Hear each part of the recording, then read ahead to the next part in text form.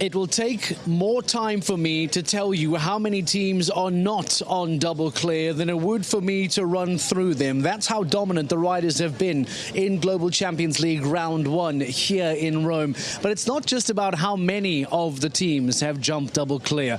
Amazingly and beautifully scripted, it's about who has jumped double clear here in Rome at the end of GCL Round 1. A TV director, a film director, a film scriptwriter could not have written this any better, because not only are there a handful of teams on double clear, as mentioned, it's the fact that the groupings of the teams become so unique. Because if we bring up the results for you and show you what has taken place at the end of GCL Round 1, and tell you, by the way, that it's the Shanghai Swans that now find themselves as the leading team. But take a look at how it's the fact that the Doha Falcons and the Paris Panthers, the two teams at the bottom of the table, fighting for survival, fighting for a spot in the GCL Super Cup quarterfinal, both go on to jump double clear. It's the fact that the Shanghai Swans, the Cannes Stars, Razorback International and Falcons United, all the big guns in the championship fight, all jump double clear. Nobody giving an inch, nobody making a mistake, and because of that, it puts the pressure on everyone else around them. Because even the four of Prague Lions, who find themselves in third place on the championship standings, one single rail going down all of a sudden makes them start to feel as if this might be an uphill battle because of those around them having jumped to perfection. That said, because there are so many teams on double clear, it also means that there is absolutely zero room for error in the upcoming second round of GCL later on tonight. Difficult for the Istanbul Warriors, Monaco Comets, and arguably even Rome Gladiators and New York Empire to fight their way back from here. But one would argue that all of those teams on 4 and above, that takes you down to 13th on the Saint-Tropez Pirates. If a good second round is delivered, one could argue that any of those top 13 teams could still get themselves onto the podium tonight. However, there has to be someone who jumps the best, and that title belongs to the Shanghai Swans today, who, because of the incredible Katrina Romberg and Max Kuhner, find themselves jumping the fastest double clear of GCL Round 1. Let's bring up the performances then of the Shanghai Swans and show you just how exactly they were able to jump over 4 seconds quicker than the team in second place, the Basel Cosmopolitans. Katrina Romberg on Colestius Cambridge, the 10-year-old gelding, starting for the Shanghai Swans, who find themselves in 4th place on the championship standings. They need to keep the pressure on the Prague Lions, on Cannes Stars and on Falcons United. And here we see Romberg jumping her way to a clear and setting up the platform for Max Kuhner and EIC Julius Caesar to go on and do the same. Now, Max Kuhner, no stranger to success, no stranger to finishing on top of global Champions League podiums. He goes on and follows suit. An outstanding performance from him as he too then goes on to jump clear. And because of the time, the combined time now of the 1:41.59, it puts the Shanghai Swans into first place. And it does mean, excitingly, that they will be the last team to go in GCL Round 2. So everyone, Falcons United, Cannes Stars, Razorback International, they will all be chasing the Shanghai Swans, who are in pole position and will be the final team to go later on tonight. We mentioned some of those surprises, struggling Doha Falcons, struggling Paris Panthers. Both teams in the 2 bottom positions jumping double clear in Rome. They too are fighting for their lives, fighting for survival. We caught up with Clara Pezzoli from the Paris Panthers to get her thoughts on that fantastic performance. Clara, for Paris Panthers, clears have been a relative premium this season, double clears even more so. You must be thrilled with how you and Guido performed in round 1. Yes, we are so happy for this result. It's my second time that I do clear in 1:55 with this horse. It's a new horse, the winner, and I'm so happy and incredible. In Saint-Tropez, Ramatuelle Saint-Tropez, you had, was it 30 faults? You come in here, you jump clear. A massive turnaround. What have you done in the background to improve, to develop and get better all the time? Yes, in Saint-Tropez I did a little bit, I'm not done this result, but now I'm a little bit stronger and done these jumps every month with these horses is the best result of my career, I think, yes.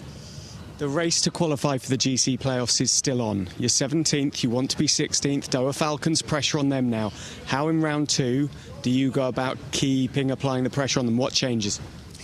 Yes, the second round is more difficult, of course. I change horse. I will ride Fantasia. Fantasia is my first horse, and I hope to do the same result. Yes, to also qualify in Grand Prix. Clara, good luck. Thank you so much. Bye. So, this is the thoughts of Clara Pezzoli. I'm taking a walk around the studio, ladies and gentlemen. It is a beautiful autumn's afternoon. The sun is out. The stage is being reset for Global Champions League Round 2. I am afforded the incredible opportunity to be ringside, to be doorstep. So allow me the opportunity to utilize the real estate that I have available to me here this afternoon. Clara Pezzoli from Paris Panthers giving her thoughts on that wonderful performance as they now find themselves as one of the teams who now go on to jump double clear. Another team, no surprises to many, that jumps double clear is Razorback International, powered by Horse Gym. Weishout this time, Max along with Christian Kuckuck, both go on to jump clears. Let's get the thoughts then of Max Weishout and to see how Razorback International are feeling after their performance in GCL Round 1.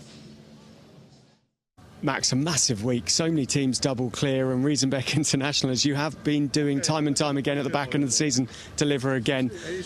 How do you feel after that round? What was your analysis of the round from you and Christian?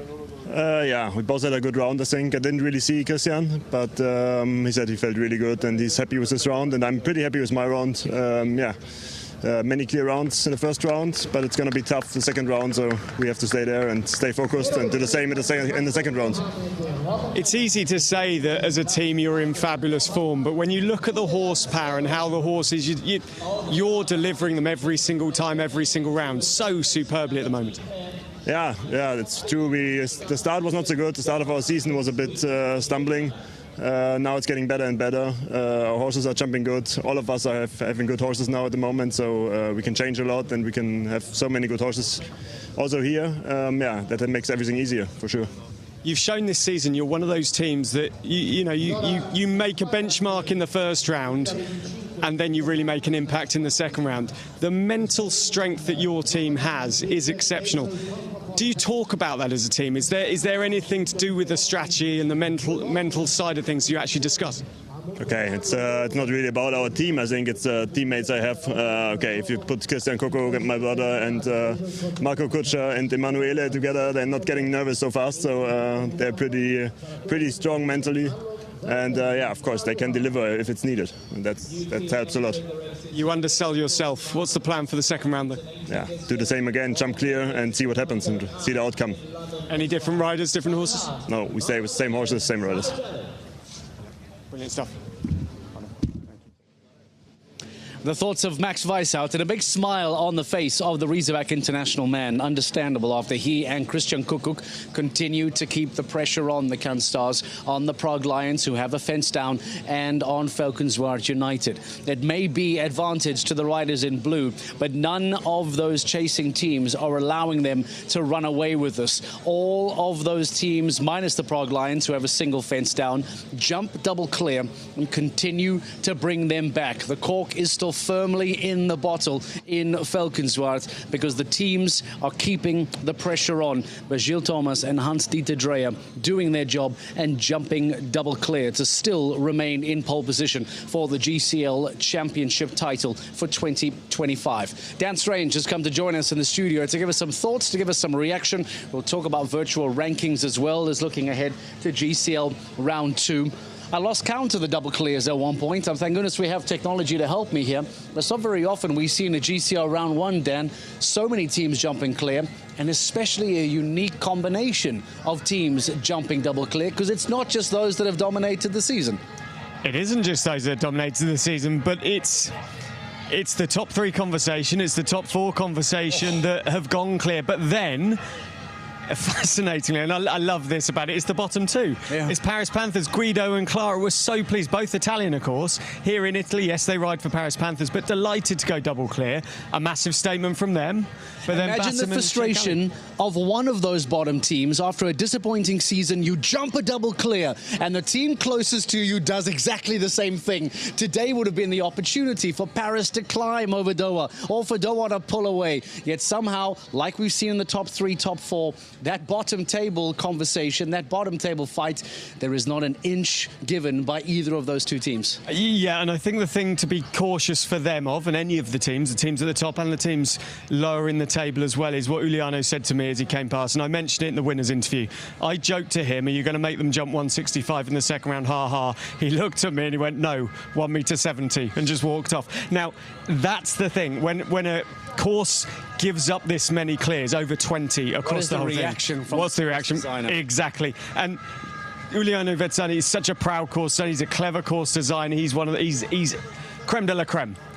But there's pride with that, and he will want to now set it and make it up. This is great, because this is now a whole nother dynamic, because you're right, Uliano Vezzani is a player in this game as well. He doesn't want to see riders making light work of his courses. He needs to dial it up, but he also now needs to keep the other factors in play, because he cannot, as joking as it may be, crank it too far. So what is the balance? Where does he go? How challenging does he make it to still keep it competitive in the upcoming second round? Let's show you then what a virtual ranking would look like. So if things were to stop right now, and there were to be no GCL round 2, if the Shanghai Swans were to win today, if Doha and Paris were to stay double clear, what would the overall rankings look like? That's what you will see now. If it were to be the case, well, then all of a sudden the Shanghai Swans now leapfrog Prague Lions, and we return to a traditional 1, 2, 3 of Falkensward, Cannes and Shanghai. But it would still leave us only 20 points, Dan, between 3 teams with 2 stages to go. There's climbs for Basel, there's a drop for Madrid and a drop for Prague, but let's focus on a 20-point deficit over 2 stages between 3 teams. That is a flick of the coin to decide who wants to win that year. Yeah, it totally changed my conversation at the start of the day, wouldn't it? Where I said Shanghai Swans are the not-formed team. They're the team that have dropped away in terms of what they're delivering. They heard that and they took it personally, and they said, let us prove you wrong. Cannes Stars as well, won in Doha, but haven't won since last podium was Saint-Tropez, so that's nothing for 7 legs of the GCL. It's a great round, to be honest, a great leg for Cannes Stars and for Shanghai Swans if it stays as it is. So that's what it looks like in a virtual ranking situation. All of a sudden, the top 3, top 4 continue to get tighter and tighter and tighter. We will take a break and return shortly for the build-up to GCL round 2. As mentioned, some conditioning taking place. We see all the important people, of course, designers and of the jury inside the arena now, making sure that GCL round 2 is perfectly crafted. Grab a refresher. We will return for the build-up of GCL round 2 shortly. As it stands, it's the Shanghai Swans who hold on to the provisional lead. They are in pole position, the best of the double clears, and will be last to go later on tonight.